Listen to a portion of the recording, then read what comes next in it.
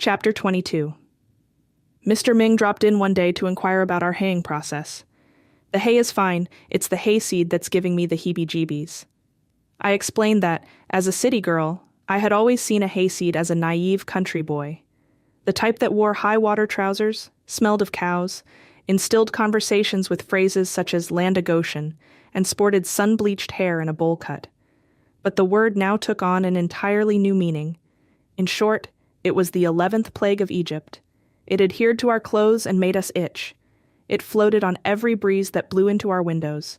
It drifted across the kitchen linoleum and underneath the refrigerator. When I attempted to clean it with a broom, it reminded me of goose feathers in a pillow fight. It stuck to the living room rug. Even my most powerful vacuum cleaner was powerless against it. Upon catching a glimpse of Mr. Ming's knowing smile, I steered the conversation in another direction. I asked how much hay he estimated us to have. Without entering the barn, he squinted one eye and gazed across the field. "Oh, I would guess you have between 3 and 4 tons. His estimation left me feeling disappointed. Mr. Ming was becoming like all other farmers I had encountered. None could offer a precise answer.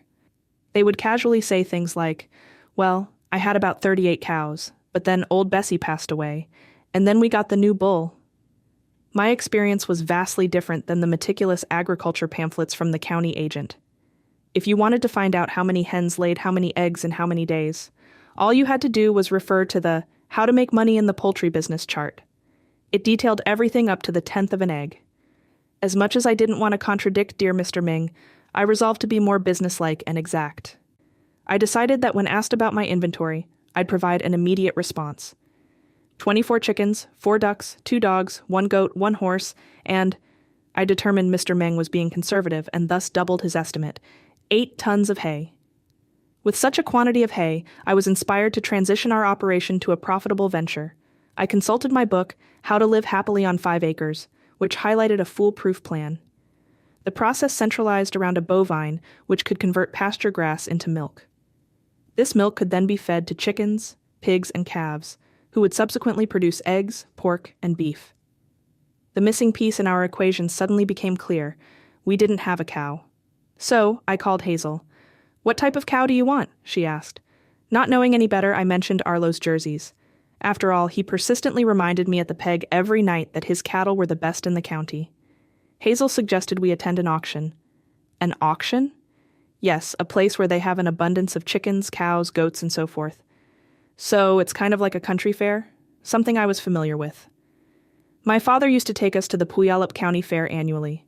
I think he felt guilty about his all-girl family having a gap in their rural education, which he couldn't resolve. However, Mama's incentive was more practical. She hoped that by seeing the crafts, we'd be inspired to work on our hope chests. Hazel chuckled. I suppose all mothers believe that a girl won't snag a husband if she doesn't have a hope chest. And yes, an auction is kind of like a county fair, but with a few differences. Let's plan to go next Saturday. Great. In the interim, I strolled down memory lane. The Puyallup County Fairgrounds had all the noise and confusion of a Pantages vaudeville show. Cotton candy, bumper cars, Ferris wheels. The ambiance was so infectious that resisting it was almost impossible. That is, unless you were forcefully steered towards the cow barns, much like my 2 sisters and I. Papa would take us on a comprehensive tour. There were cows as far as the eye could see. Big cows, little cows, medium-sized cows, spotted cows, unspotted cows, black cows, white cows. While Papa would be chewing on a straw and jawing with the other dairy farmers, my sister Florence, who had taken freshman zoology, would fill us in on the particulars. Lady cows are called cows, man cows are called bulls, and when you get them all together, they are called cattle. And how do you distinguish between male and female cows? Florence seemed annoyed. You can tell by their udders, dummy. More often than not, our interest in livestock insights waned after about half an hour. Then we'd crave cotton candy and want to go on the rides. Unfortunately, Papa, being the seasoned Wisconsin dairy farmer, wasn't a fan of recreational activities. He insisted that the rides weren't safe and probably lacked accident insurance. This was a major concern for an attorney who specialized in insurance claims. Regarding the cotton candy, did we want to ruin our teeth? Sure, why not? Well, not on my dime, and particularly not with cotton candy, Mama interjected in agreement.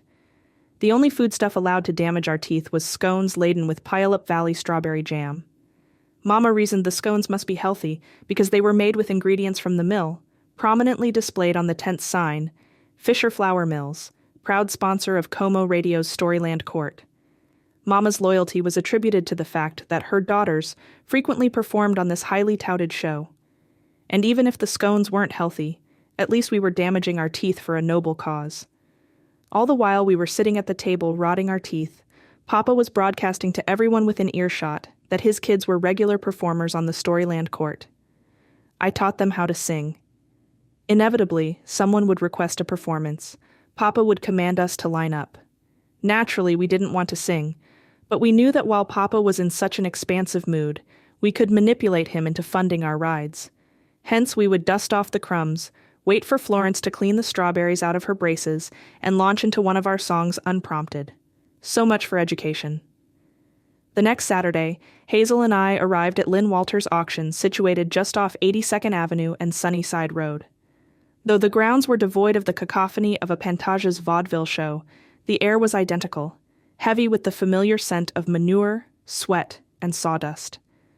When I inquired about the cotton candy, Hazel ignored my question and led me to a pen filled with melancholic animals groaning at the handler's rough handling. Each animal had a number tag attached to its rump. "Note down the number of any you like," Hazel suggested. Clueless of what to look for, reaffirmed that I had learned nothing at the county fair. Therefore, Hazel pointed out a few undesirable traits like short front legs, shallow girth, low-hanging udders. Then she concluded, "But you can't always judge by the build. Some of the least appealing cows give the most milk." By the time we managed to find seats, I had jotted down and then crossed off a dozen numbers. The auction was underway. A burly man in a broad-brimmed hat was stationed atop a high platform above the sawdust ring, uttering nonsense into a microphone occasionally interspersed with commands like, "Turn the rump, sold to the man." I had hoped that Hazel would make the bids for me. Instead, she announced that she was going to inspect some potted plants and would rendezvous with me later. That's when I discovered I lacked the knowledge and courage to participate in the bidding. Seeking clues, I scanned my surroundings. The majority of the animated crowd were men in plaid shirts, broad-brimmed hats, and dirty jeans. Then my sight settled on a woman in jodhpurs and low boots, leaning casually against the railing near the auctioneer's platform. She intrigued me. As each animal was displayed, the woman carefully evaluated it, often referring to a notebook. On one occasion, when the bidding was peaking, she gave a signal. The auctioneer paused, demonstrating clear respect for her as he addressed her. "Do you wish to bid, ma'am?"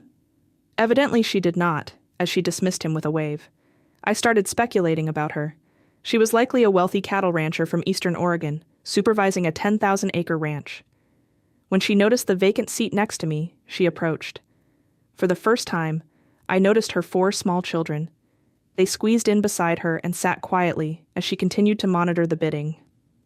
I internally hailed her as a superwoman for managing a household, raising children, overseeing a vast ranch, and maybe even enjoying square dancing. I felt a bond and harbored envy. When the calves were brought in, she perked up and made a few bids. At first, she didn't win any because she seemed to know just how high to bid. But she remained unperturbed by the ongoing auction, and I overheard her utter, "I know some calves in there are meant for me." Of course she knew. She had no doubt attended countless auctions. Finally, she managed to win 2 consecutive bids, a Holstein bull and a Jersey heifer. But that wasn't it. Near the end, she performed a significant act of kindness. The handlers had introduced a scrawny little calf that no one wanted. At that moment, with a determined motherly aura, she squared her shoulders and declared, "I'll raise that calf." "Give it to the lady," the auctioneer stated. She turned to me philosophically. "What's another calf more or less? I've got plenty of land." I was convinced she did. After the auction concluded, she lifted a sleepy child, instructed her remaining children to follow, and they obediently fell in line behind her. I followed suit. I wished to share with her, "I didn't buy anything, I don't know enough." She looked at me, taken aback. "But you can't go wrong with them, can you?"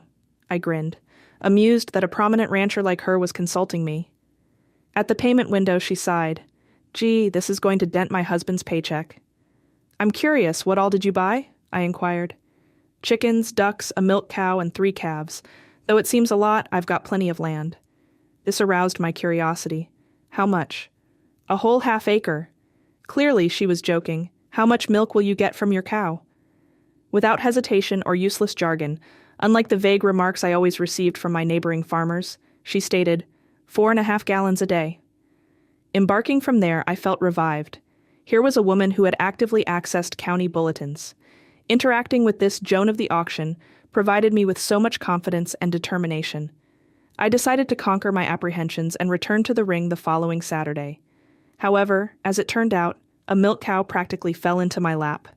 Hazel called to inform me that her parents had a Guernsey cow and her white-faced steer calf that they were willing to sell. Elated, I yelled into the phone, "Sold to the woman in the front row." Immediately, I went to the feed store and bought a large, shiny bucket, one that I was sure could hold at least 4.5 gallons. I showed it off to Freya when I got home. It wasn't the cheapest pail on the shelf either. "Good for you, Mom." Feeling gratified by her admiration, I felt compelled to be completely honest. It was the next to cheapest. A cloud of disappointment began to form on her face. However, it was also the next most expensive. Her features relaxed. "There were only 3 buckets, right?" "That's right." "Then why didn't you just buy the most expensive one for once?" It was so immense and shiny, I was apprehensive it might startle Nellie. She's just an ordinary family cow, you know. When Nellie and her bull calf Billy arrived, I discerned I had been correct in my judgment. She eyed the bucket. "Surely you don't expect me to fill that." Well, I did. However, she didn't comply. At the end of my first milking attempt, the family inquired, "Did you get anything, Mom?" Slightly embarrassed, I answered, "Of course, it's not like digging clams. When milking, you're always guaranteed something." Or at least that's what I had believed when I purchased the cow. Corey's only comment on glimpsing the scant amount in the bucket was, "You'd better call Arlo and tell him to start delivering again." Instead of Arlo, I called Hazel. I told her I'd followed her instructions meticulously. Just pull on the tits. She asked a few pertinent questions before surmising that she forgot to warn me about someone else pulling on the tits, namely Billy. She elaborated, "You can't let the calf suckle the cow, you know. You've got to keep him confined." Astonished, I found the idea of separating the calf from its mother heartless and was convinced that my friend from the auction would surely disapprove. Regardless, I made an effort. No matter how many barriers we erected, it seemed that our new residents held greater ingenuity than we did. Hazel called periodically to inquire about our milk yield. I confessed, "It depends." "You're beginning to sound like a legitimate farmer. By the way, have you found a bull yet?" "A bull?" "Well, you do realize a cow must bear offspring every year, or she will lose her milk supply." Shocked, I exclaimed, "You mean our poor Nellie has to mate?" "Bred is what we call it in the country," Hazel clarified.